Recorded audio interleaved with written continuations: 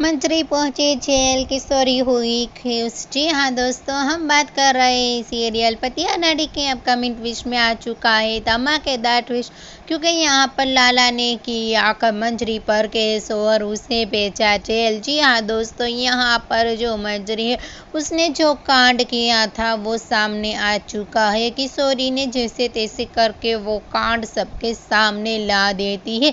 जी हाँ दोस्तों, यहाँ पर जो लाला को वो दवा दे रही थी जहर की, वो दवा कोई और नहीं बल्कि लाला को मेंटल करने ये दवा मंजरी उसे दे रही थी। जी हाँ दोस्तों, और ये साबित कर देती है किशोरी कि ये दवा कोई और नहीं बल्कि मंजरी ही लाला को पिला रही थी। जी हाँ दोस्तों, अब यहाँ पर ये देखना इंटरेस्टिंग और धमाकेदार होने वाला है। क्या यहाँ पर मंजरी निकल पाएगी जेल से बाहर? वेल, जो भी होगा उसकी अपडेट हम आपको देते रहेंगे। फिलहाल के लिए तो इतना ही, और ऐसी ही अपडेट देखने के लिए जुड़े रहिए हमारे साथ, हमारी चैनल नेक्स्ट सो अलर्ट में। Thank you.